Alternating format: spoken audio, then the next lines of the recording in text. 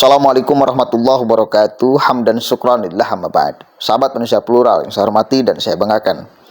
Setelah kemarin diawali dengan Budiman Sujatmiko mengatakan bahwa pemikirannya sama, visi misinya sama dengan Prabowo Subianto. Bahkan dia berupaya untuk menghilangkan jejak merah, jejak hitam sejarah pelanggaran HAM. Udah lupakan aja katanya. Lalu diakhiri kemarin dengan kehebohan deklarasi mendukung Prabowo Subianto, padahal berstatusnya masih kader PDIP nih. Apalagi di Jawa Tengah lagi deklarasinya yang itu basis dari PDIP ya.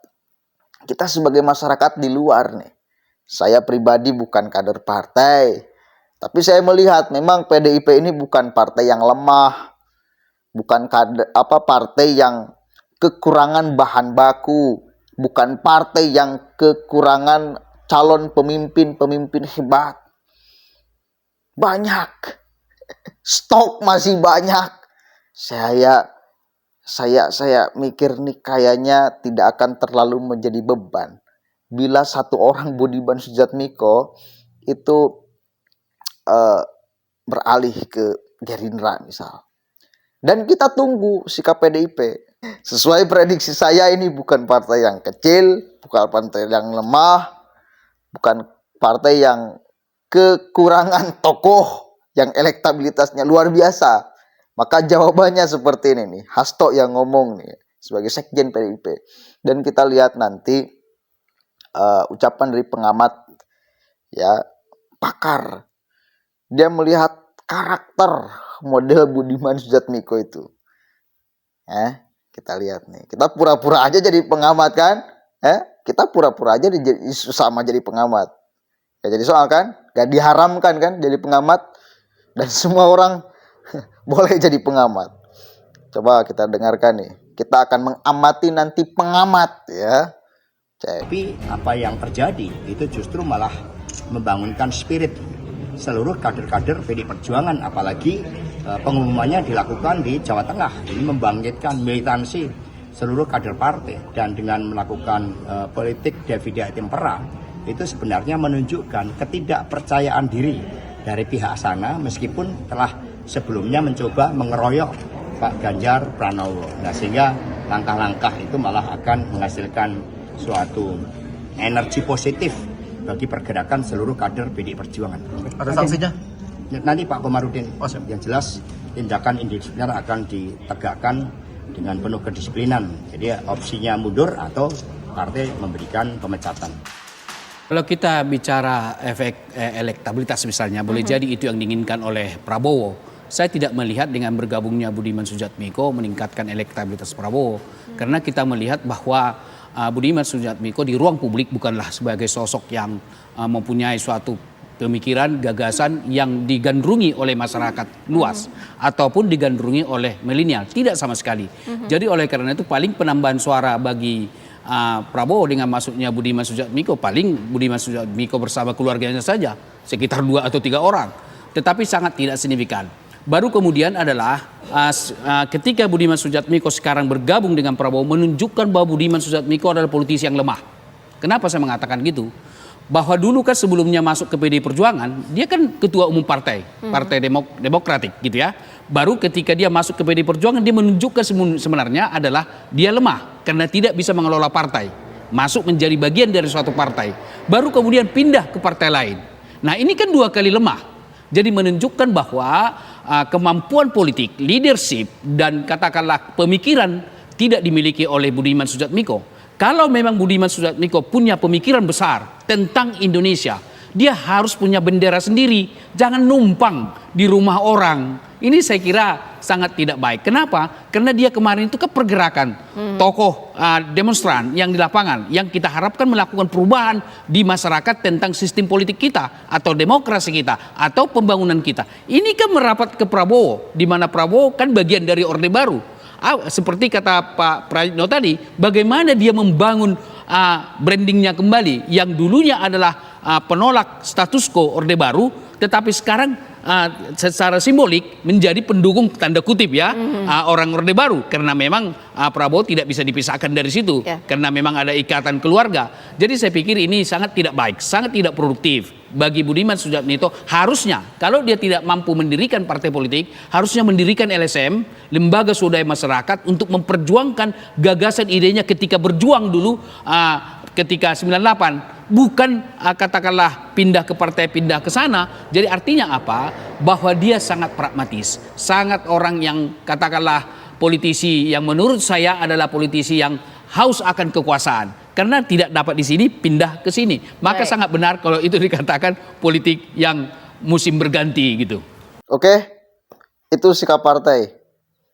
Sesuai dengan prediksi saya, ini kayaknya PDIP akan tegas banget. Karena stok masih banyak, gak jadi soal satu hilang gitu loh. Kecuali stoknya hanya satu-satunya misal. Lalu kemudian pergi lah, itu baru repot. Ini stoknya masih banyak, tokoh-tokoh yang hebat. Keluar satu, masih banyak gantinya gitu loh. Dan inilah saya kira kekerenan salah satunya PDIP. Dia partai yang PD-nya luar biasa dan tegas di dalam bersikap. Tegas, bos. Itu keren. Saya melihat dari luar, saya bukan, satu kali lagi, bukan kader PDIP, bukan. Saya melihat secara objektif PDIP itu sendiri. Bahwa kemudian di belakangnya, itu kan, jadi gini. Apalagi di Jawa Barat nih. Di wilayah saya di Ciamis, di Banjarsari. Saya nongkrong di warung kopi, di tempat pemancingan, ada kalimat yang cukup populer. Yang penting bukan PDIP. Ada loh bahasa itu loh. Dan ketika saya tanya, apa masalahnya? Kenapa kalimat itu muncul? Dan kalimatnya sama, yang penting bukan PDIP. Karena loading, gak bisa jawab. Kalau loading, mentoknya di mana coba? PKI. Kalau loading, mentoknya di mana? Lihat aja Jokowi. Bagaimana? Apa yang merugikan bagi Anda sikap Jokowi? Saya bisa melihat ini adalah hasil dari media sosial. Dan entah kalimat yang penting bukan PDIP ini muncul dari siapa, karena kalimatnya sama. Bagi saya yang berpikir sedikit, justru kenapa bisa orang-orang mengucapkan kalimat itu? Apa salahnya dari partai ini? Apa salahnya? Presiden Jokowi misal, kesalahan apa yang telah dia bangun? PDIP misal, segala macam. Saya justru mikir ketika ada rumor itu, dan saya tidak lantas percaya. Nah, rata-rata masyarakat awam di bawah ketika ada mungkin tokoh atau ulama atau kiai yang mengatakan yang penting bukan PDIP, lantas dipercaya 100%. Tanpa punya alasan yang jelas. Balik lagi ke tema. Saya percaya bahwa PDIP itu bisa menghukum, bisa melakukan sikap yang tegas kepada kader-kadernya yang melenceng. Dan itu susah ditemukan di partai yang lain. Serius. Bahkan kepada presiden aja. Lihat aja PDIP. Artinya itu partai yang sangat pede. Dan itu bagi saya keren banget sebagai sebuah sikap partai. Keren menurut saya. Soliditasnya kuat. Kalau ada yang melenceng satu, sikat. Sebagai satu kesatuan tubuh, itu keren. Satu kali lagi, bahwa kemudian ada yang korupsi segala macam itu, dan di semua partai juga ada. Ada kan? Partai mana yang tidak korup? Atau tidak pernah melakukan korupsi? Kader-kadernya semuanya juga ada yang pernah. PKS juga banyak kadernya yang korupsi, sama aja kan? Oh, ini mau lebih banyak, ini mau sedikit. Mungkin karena kesempatannya lebih banyak.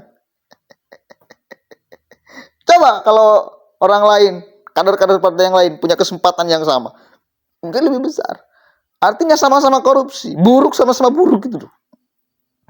Jadi perbandingan kesalahan itu ya bukan perbandingan mestinya ketika korupsi 1 rupiah dengan korupsi 1.000 rupiah dengan korupsi 1 miliar sama aja. Judulnya kejahatan. Nggak ada beda. Tapi di dalam wilayah yang lain, menurut saya PDIP itu keren. Karena bisa solidnya luar biasa dan satu komando. Dan pede, partainya pede. Gitu.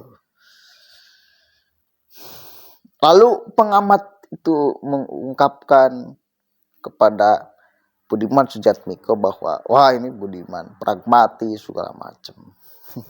Dari mulai ketua partai lalu pindah menjadi kader PDIP lalu pindah lagi karena mungkin tidak mendapatkan jabatan di PDIP lalu pindah lagi ke Gerindra ke mendukung Prabowo Subianto.